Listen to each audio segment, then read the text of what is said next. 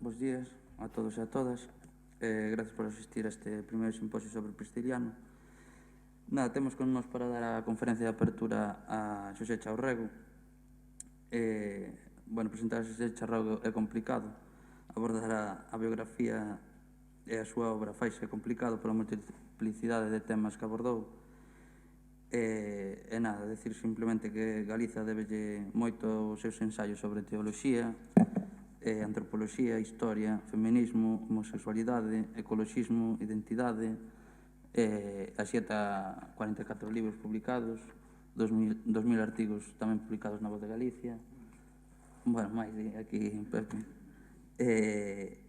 Simplemente darlle paso a él, dicindo que a Agrupación Cultural O Galo por toda esta labor intelectual que fixo e que converte en un dos principais intelectuais do noso país, fixo un homenaxe a él, foi dedicada a unha rúa en Santiago de Compostela, e o Concello foi fillo adoptivo da cidade de Santiago de Compostela.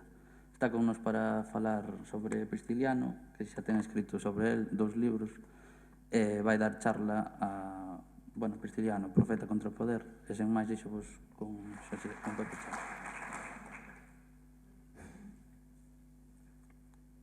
Ola, Lobo. Imos ver que facemos con este caso. Vou explicar un pouco a situación persoal, dende que non é agradable falar do mesmo, sobre todo escoitar que falar do mesmo. Teño máis remedio que dicir que estou aquí contra a miña vontade.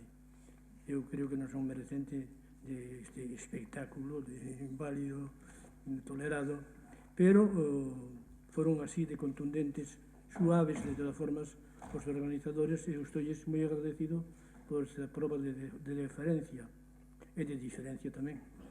Dice algo que é complicado falar de min. Bueno, vamos a ver se simplificamos un pouco. O meu pai dicía con moita frecuencia, vou calcular de non pasarme como frecuencia, que Unamuno dixera que non hai católico, por católico que sexa, que non saiba, que non tolere, ou algo así, era unha frase de Unamuno, que en Compostela non está a tumba do apóstolo, sino a de Prisciliano. E desde entón, pois, medrando esta conciencia. Curiosamente, en Galicia é como un mito, sobre todo de tipo étnico, da galeguidade, promovido por Vicente e Murguía, e logo seguido por Castelao e por todos nós. Todos temos oído falar de este personaxe. Por certo, que o que eu sei deste personaxe non é moito. Por iso titulo a charla esta Prisciliano, texto e contexto. Que quero dicir con isto? O texto sería o que é algo biográfico, que pode tratar un especialista de Prisciliano, pero eu me fixome no contexto, que sería todo o clima que alrededor había e que fai de Prisciliano un caso paradigmático, pero non único. Prisciliano é moito máis aló, e por tanto aparece un Prisciliano con certas dificultades, con certas taras, pero sobre todo con un feito fundamental. Foi morto, foi matado, é o primeiro mártir que fai a Igrexa. De modo que a Igrexa había pouco martirizada, pasa a ser martirizadora. É terrible isto. Incluso eu tiña aquí recollido un texto do meu profesor de Historia da Igrexa, o jesuita Ludwig von honorable Hertling, e fai esta, permitideme que fale que lea isto. O Concilio de Nicea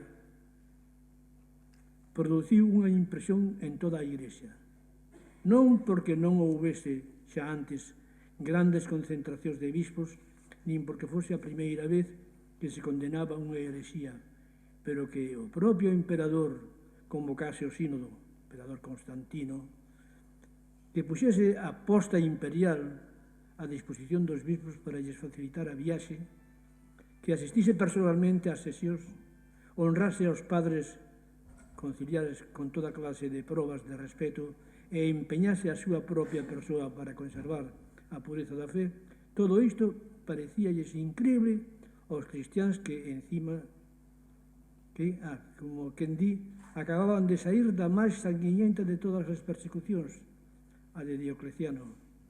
Entre os bispos asistentes ao concilio había moitos que amosaban no seu corpo as cicatrices dos tormentos. Non sei se xo escolle ben, non? Pode ser ben, sí, que teño problema de... Bueno, pois, isto é impresionante, este texto.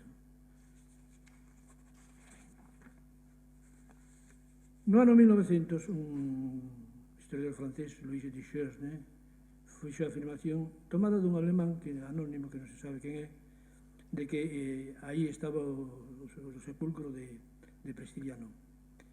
Ben, dito isto, teño que decir que a voz do meu pai, cando eu era neno, engadiuse a voz do meu irmán Ramón, que está aquí presente, que publicou un libro sobre unha novela sobre Prestiliano, e a min, cando lín, entroume en veixa, cobiza.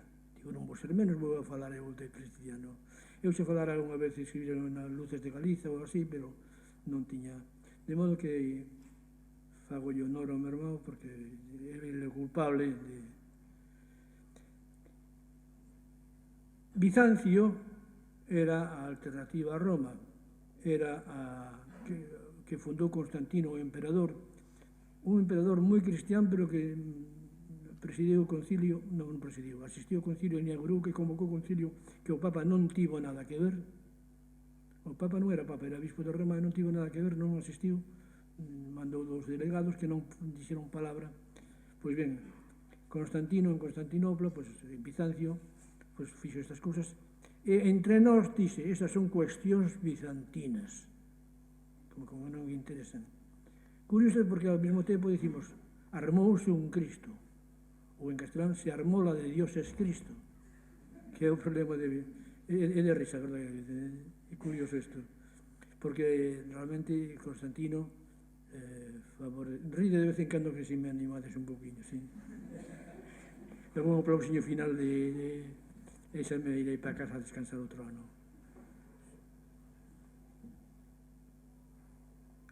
O padre Dominico Cheny, un teólogo que xa morreu, un sabio e un santo, cando terminou o concilio, dixo: voici l'heure, le fin de l'heure Constantinople, así, non? Ver aquí ao final da era constantiniana. Digo en francés porque fui un profesor de francés e entendíame todos menos os franceses. Iso é sintomático, non? Que eu me atreva aquí a usar pronunciar francés coa nasalidade esa tan aguda que teñen os franceses. E con meu irmão aquí presente que vive aló e supoño que terá algún... En fin, naceu o césaropapismo. Que é o césaropapismo? A cristiandade. O cristianismo pasou a ser cristiandade política apoiada por Constantino. E a Igrexa beneficiada coas consecuencias que pode ter un beneficio deste xénero, como se evidencia na anécdota, na lenda, mellor dito, que teñen os mariñeiros sobre o Lebrigante e o Congro. Conto, non? Se non sabedes. Porque é moi elocuente. Din que o Congro, que é moi cruel, moi voraz, é moi preguiceiro. Entón, métese nas cosas das praias, como se chama? Isto páseme moitas veces, non sei. Nos ocos das rochas. E métese, entón, o lumbrigante, que vai ser bispado, vai levándolle comida. Cando xa o cebou suficientemente que non pode sair dali, entón vai devorando e volve a devorarlo. Isto é tráxico.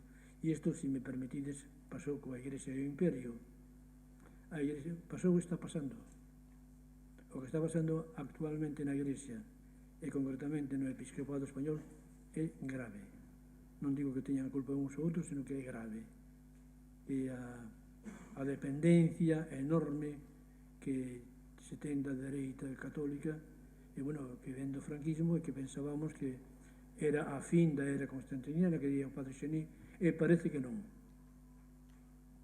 Se armó la de Dios es Cristo. Por suposto que Constantino non era católico ni cristiano, bautizouse no leito da morte, pero antes xa se proclamara el bispo do exterior, como se fose ministro de Asuntos Exteriores.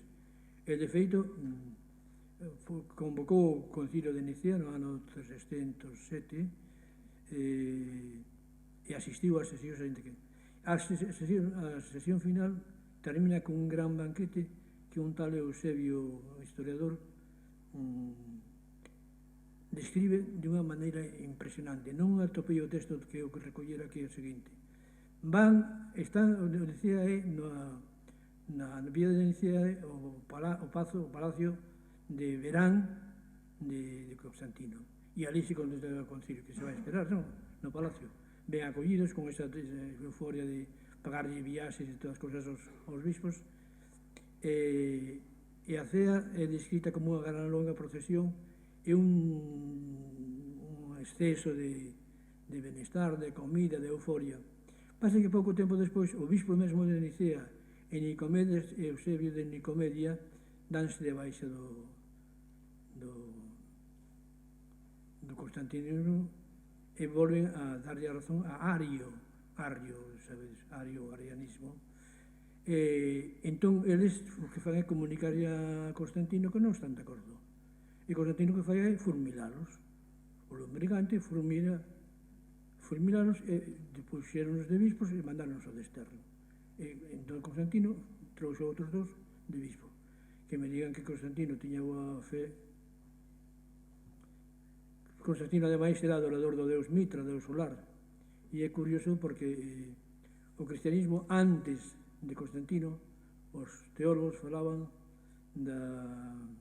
do misterio da lúa, que a Iglesia traducía o misterio da lúa, que ten menguantes, crecentes, unha cosa moi rica, sobre todo en Galicia, que vivimos no réxime nocturno da imaxe, somos fillos da lúa máis que do sol. De feito, festas ao sol non hai ninguna e a lúa hai cantidubi. De modo que isto é sintomático. E entón montáronse no mitraísmo, é dicir, o misterio do sol. A Iglesia é o sol, xa non é a lúa, sino que é o sol. Facía falta que, evidentemente, que se empeñase o misterio cristián aí neste asunto. E pasouse dun Cristo, de un Xesús predicador a un Cristo predicado. Non sei se está clara esta expresión. Xesús foi un predicador que anunciou o reino de Deus do seu Pai e do noso Pai. Por certo, que cando se di que Deus é o Pai, preguntou, onde están os netos? É dicir, que é unha cousa que é simbólica, pois traducena. É curioso porque, por exemplo, saltando un pouco e brincando, se cansades, levantad a man e vámonos todos, Pois, como vedes, isto tamén é unha defensa propia, porque non sabemos como sair a flote. Digo que hoxe dicimos que en Deus hai tres persoas, Pai, Filho e Espírito. A palabra persoa etrusca era prosopon, que era a máscara de cera que levaban os actores no teatro. Prosopon.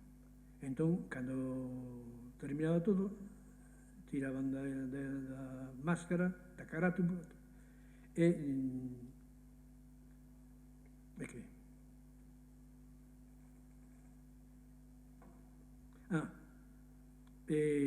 Estaba entonces, era sinecera. Antes era con cera, agora é sinecera. Daí ven a palabra sincera. Non ten cera, non ten...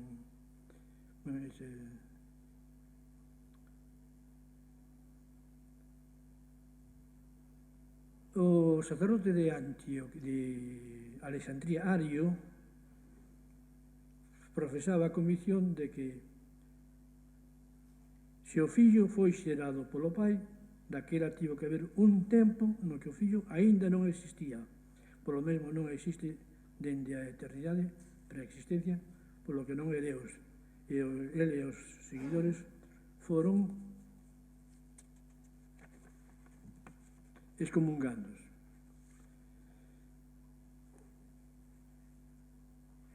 Que quería dicir eu co do misterio da Trinidade?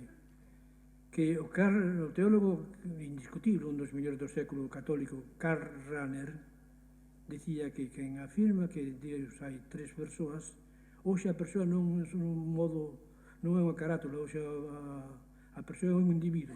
Indica que hai en Deus tres individuos, por lo tanto, confesa tres deuses. Non é cuestión de desapuntarnos do misterio trinitario, pero sí de entenderlo un pouco máis elegantemente do que debemos. Aquí en este mismo santuario, que sí, hai 2 ou 3 anos, este asunto tratou a revista Encrucillada, e ali falaron varias persoas realmente deste asunto cunha liberdade que eu estou pasmado, pero a maior parte dos cristianos e dos católicos están enterrados nese concepto dogmático que non ten probabilidades. Temos unha cristoloxía deductiva. Xesús era Deus. Además non distinguimos Xesús predicador, que en vida e despois da morte o resucitado o predicado. Pois aquí falouse de eso e eu creo que é interesante ir facendo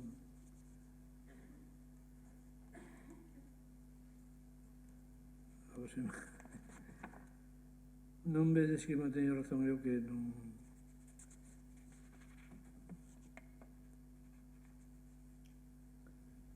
Imos falar un pouco, estou falando do contexto, pero imos falar tamén un pouco do mesmo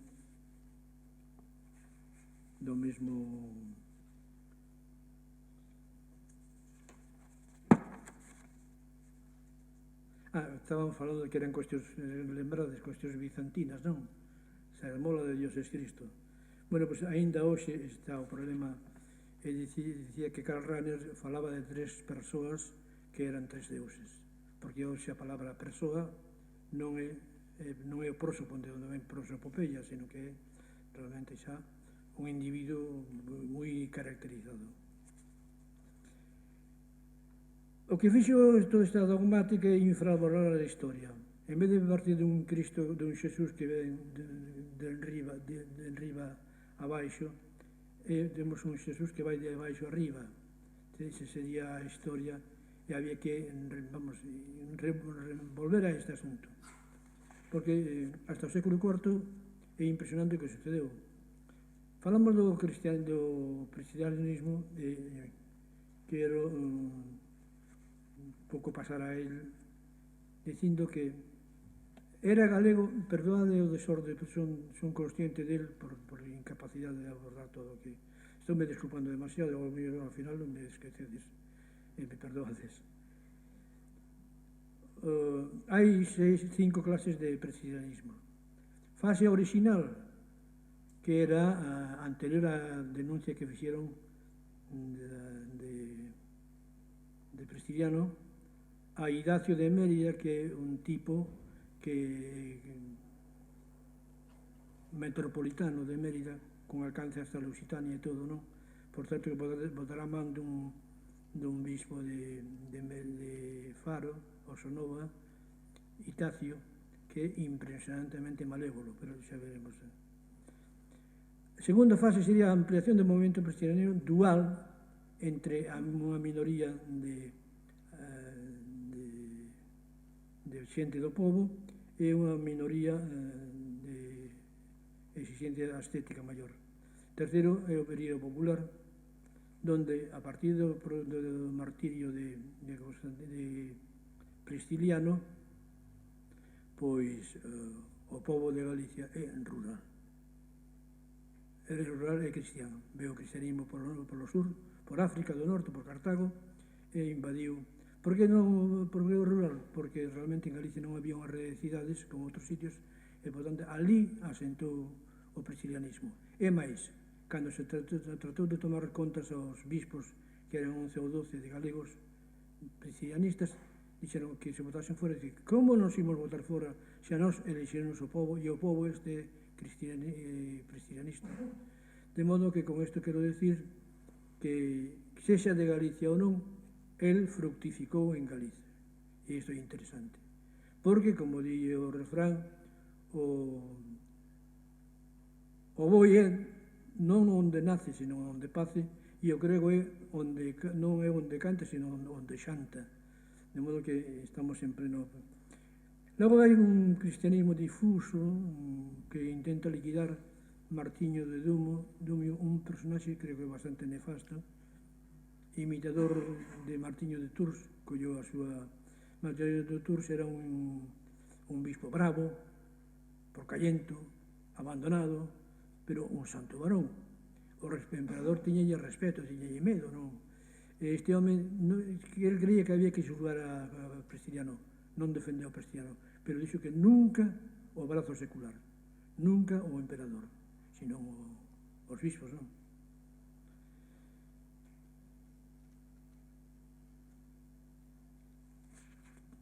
Creo que teño que brincar un pouco para chegarmos a todo. Imos a falar logo agora que digo que drama te persone. Cales son as persoas que influíron no drama Prestiliano? Que tal? Hoxe me ven, aténdeseme ben. Perdóseme tú, que latoso, non? Hai un tipo que a mí me parece genial, impresionante, casi tanto como ese Prestiliano, que é Higinio, que é o metropolita de Abética, Andalucía, ele reside en Córdoba, donde o antecesor fora Osio, que era o secretario xeral de Constantino e o que presidiu o Concilio de Nicea. E este Higinio chamou por teléfono non, nin por móvil, non había esas cousas ainda, afortunadamente. Chamou, digo móvil porque a ruína calquera, non? Chamou a Idacio de Mérida, que era a autoridade política máis forte da Hispania. Idacio tiña 6 fillos, sendo metropolita, bispo metropolita. E unha muller, claro. Non é grave que tivese unha muller, porque o celibato, fora do que a xente que se aprobou en Elvira, Concilio de Granada, no ano 300, eso non é certo. O celibato pasa a ser obligatorio no 12, 13, non recordo agora. Entón, este home tiña 6 fillos. Que pasa? Estaba prohibido ter fillos. Por que? Esta é unha razón máis forte do celibato. Porque se tes fillos, o dereito romano obrigache a entregarlle a herdanza e a diocese queda sin cartos. É un dos motivos. Logo hai un motivo que é o permisivismo sexual, pero temos que estar cuidado, decimos que teño que ter moito cuidado porque Paco Carballo, que sabe moito destas cousas, moito máis que a mí, acaba de chegar e hai que ter cuidadiño. Vou procurar ser discreto. Que estaba falando de? Non está atendendo. Non. Bueno, tamén é un modo de estar presente. Tiña 6 fillos. Falan de que a pesimismo sexual xudeu. Mentira. Os xudeus non teñen tabú sexual ningún. O que teñen é...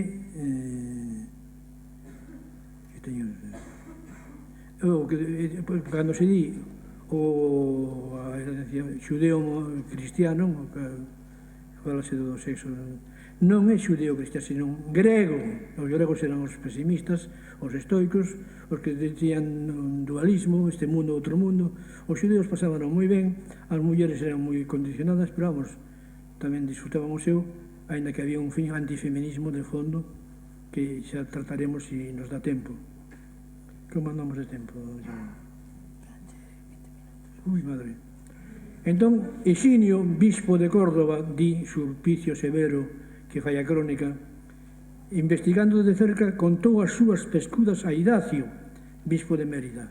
Pero este, ao acosar a Instancio e os seus compañeros, sen medida o máis de conveniente, engadiu, por así dicilo, leña a un lume incipiente, de xeito que os alporizou máis do que el contigo.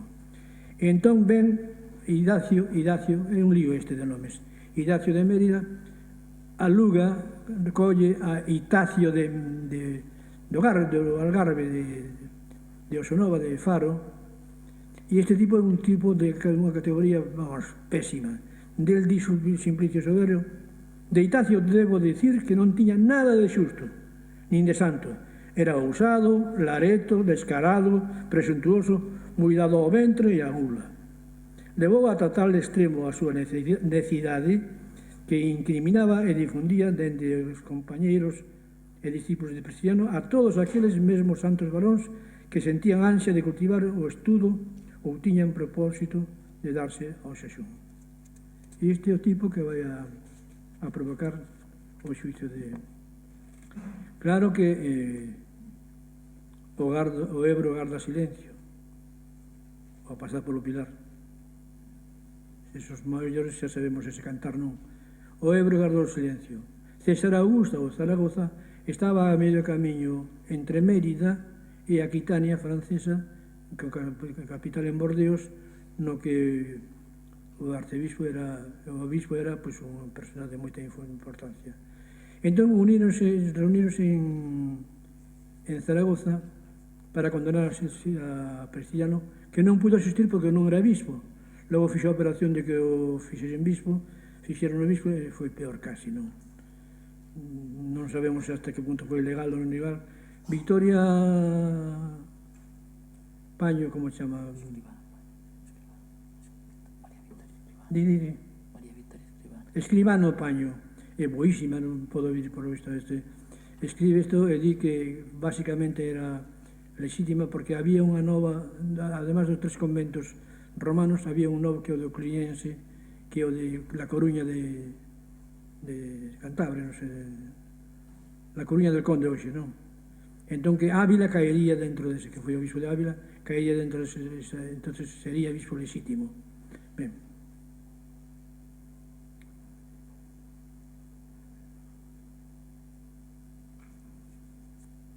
De tres delitos acusan e vou resumir moito porque non me dá tempo, a Prestigiano. O primeiro... Sí. 3 delitos dun transgresor consistindo primeiro en atribuirse a condición de doutor, sendo laico simple bautizado. Simple bautizado. As mulleres chamanlles incircuncisas, home, claro, non hai de que. Pero entón, a categoría, Xesús que viu a fazer a igualdade de todos mediante o autismo, por certo que, porque se non teño tempo despois, vou decir que os que din que a muller que cale na iglesia fan ben en decilo, porque o dixo Paulo. E eu teño un libro sobre o feminismo que di a muller que cale.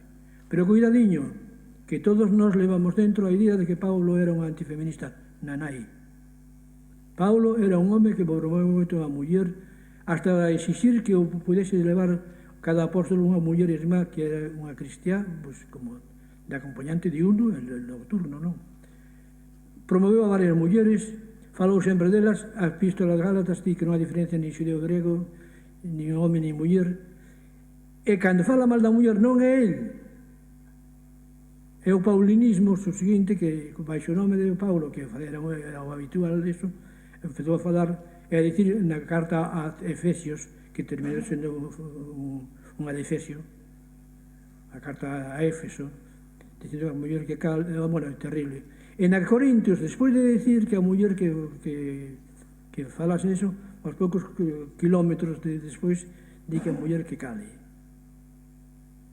Evidentemente, os estudiosos desto, non católicos nin cristianos, senón os entendidos en isto, maiormente protestantes, din que isto é unha interpolación, que non é de Paulo.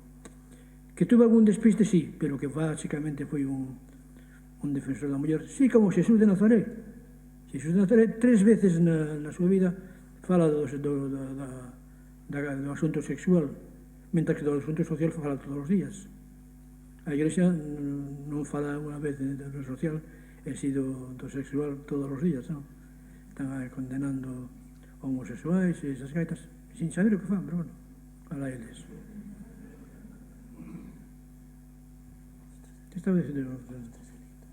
Dos tres delitos. Os 3 delitos, sí. Simple bautizado. É que no século III apareceu o clero, que é a parte selecta. Eso, o clero significa parte selecta, mentre o laico é o povo. Apareceu o clero e montou o clero con prohibición expresa. Xesús de Nazaret non foi grego nin pudo serlo, non foi sacerdote. A epístola aos Hebreos di que hai un único sacerdote, sémele por sempre, quer dizer, dunha vez para sempre, que é Xesús, que Xesús que é o Cristo, xa non hai máis sacerdotes. Pois montando sobre estas prohibicións, que pasou? Montando sobre estas prohibicións, arman aí un guirigay, que non vou a decir como é, pero realmente hai un bispo, un diácono, o presbítero secundario, órdenes menores, e despois o clero non conta para nada. Ten que dicir amén. Un grave problema que está hoxe formulado dentro da Igrexa é o papel da misa. A misa non era a misa, era a Eucaristía, cea compartida, como facemos moitos aquí nas comunidades de base, así, comendo, recordando o pan e o viño. Que en alguns sitios era o pan e o peixe, en Roma, pan e peixe, que nas illas do Pacífico é cervexa e arroz, porque ali non teñen pan nin viño.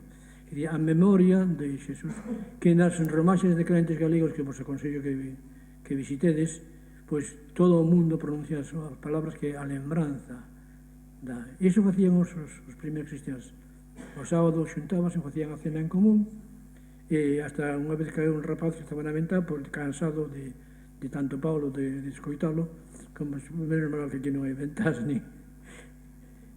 Entón, isto é artificial, o clero. E o clero foi adiante, dominou, e no século IV, xa o clero montado, aparece a xerarquía divina, segundo a teoría neoplatónica de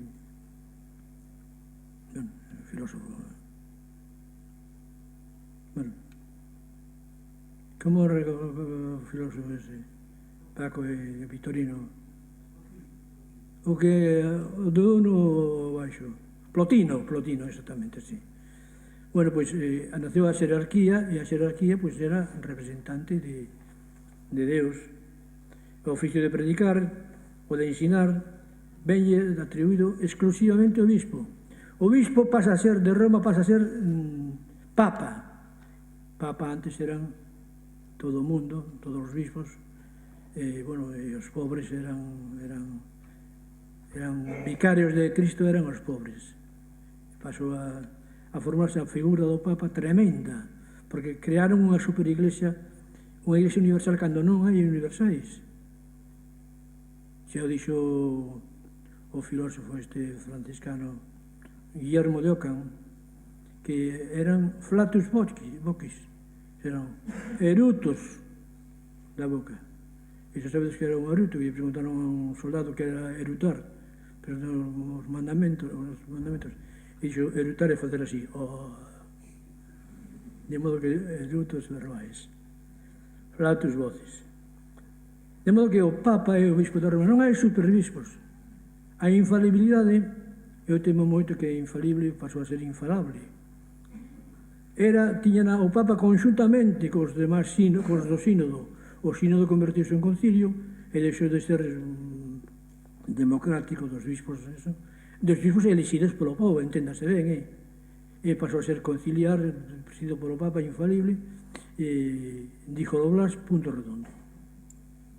De modo que,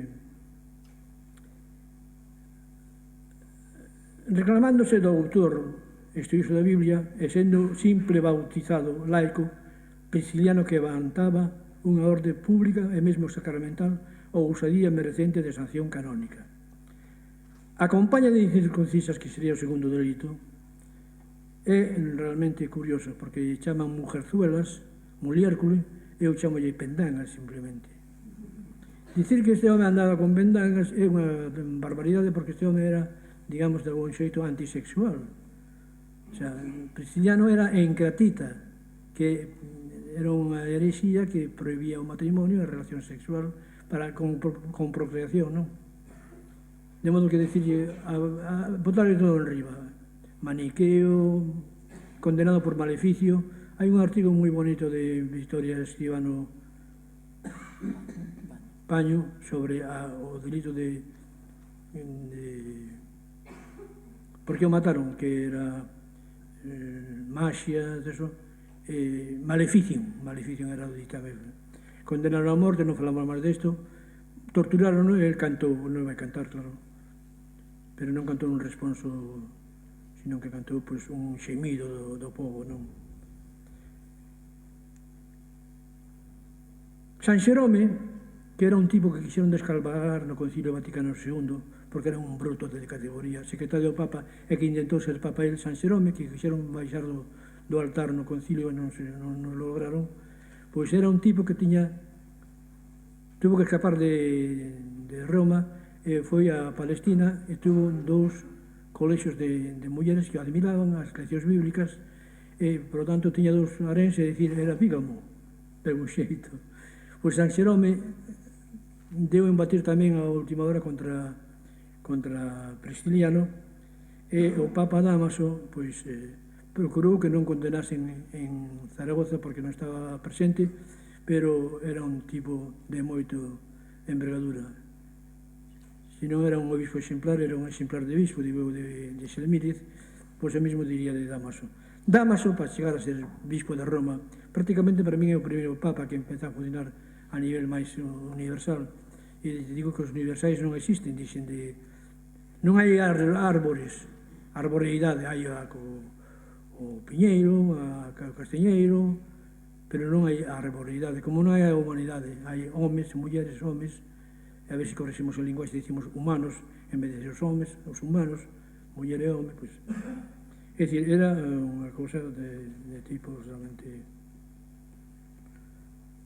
Que facían ali?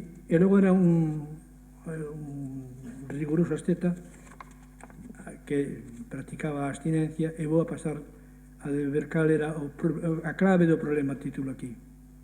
En Zaragoza houve un sínodo e o Papa mandou este recado de que non condenase a ninguén. E máis nada. Que pasaba? Cal era o problema? O problema era o absentismo e a existencia de vilas. E con este asunto vou intentar rematar a ver se son capaz. Que é o absentismo?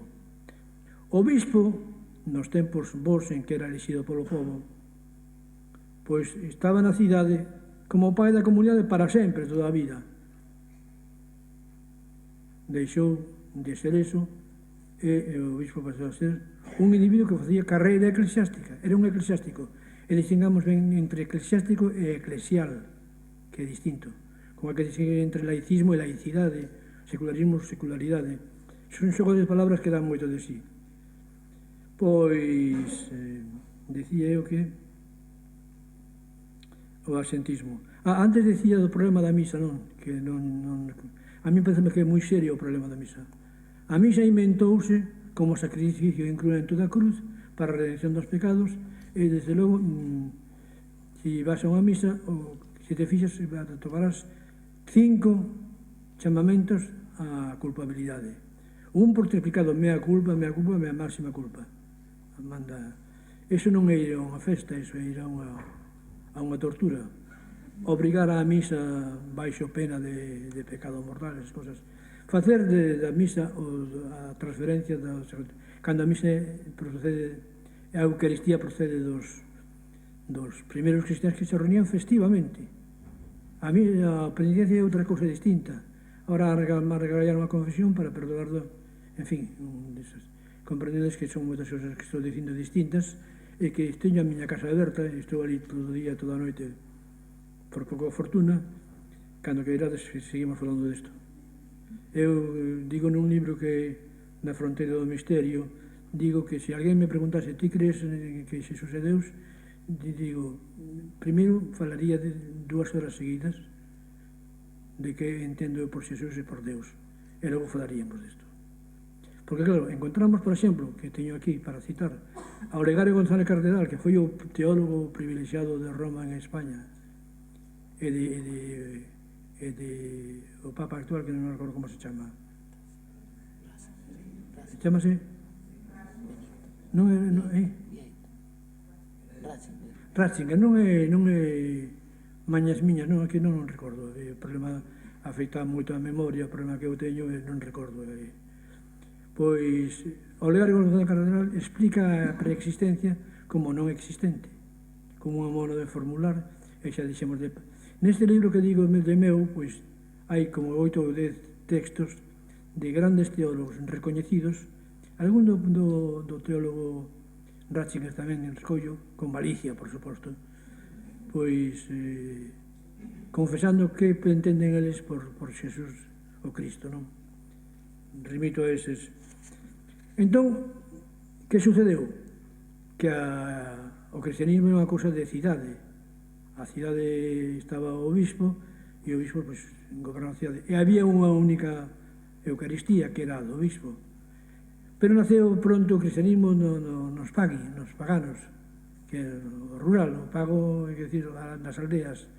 Entón, os bispos que tiveron cuidado de todas formas de mandar a Eucaristía ali un fermentum que era un anaco de pan consagrado na capital, digamos, enviado para manter a unidade.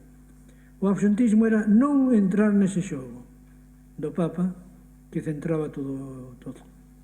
E ese absentismo practicaba o cristiano nas vilas. As vilas romanas, ainda quedan por aí restos, Villa Josefita, Villa tal, Villa... eran como especie de, que son especie de pazos. Bueno, eran como lugares rurais que tiñan os grandes señores. Cristiano era un tipo da clase senatorial con moitos cargos, pero non podía utilizalos porque lle prohibía a lei.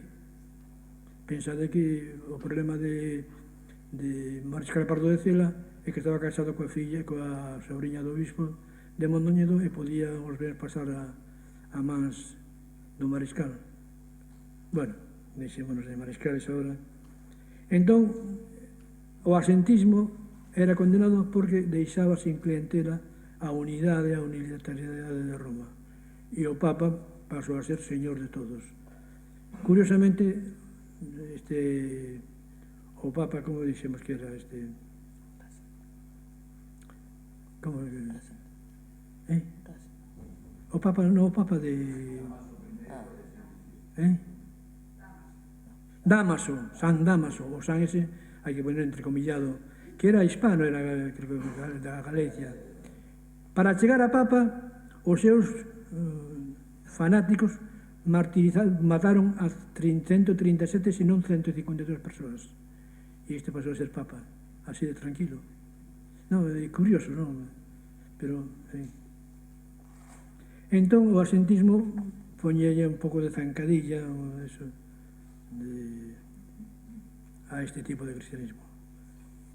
Sería algo así como a teoloxía de liberación, por decir alguna comparanza, como as comunidades de base, que se autogobernan e que tan necesarias serían. Claro que catolicismos como o hispano necesitan dúas maneiras, que unha sería a parroquia, onde se dá todo o que hai que dar, sacramentos, cosas esas, e outra sería das comarcas, que sería, pues, máis ben reunións non necesariamente de clérigos e todo eso. Eu creo que vou deixar a cousa porque encontrome pouco dominante da situación. Sigo dando as gracias a que me viaxe aquí, pero perdoolles o apuro en que me meteron e, por favor, dous aplausiños cariñosos, pero que me hai convencido de que non metín a pata de todo.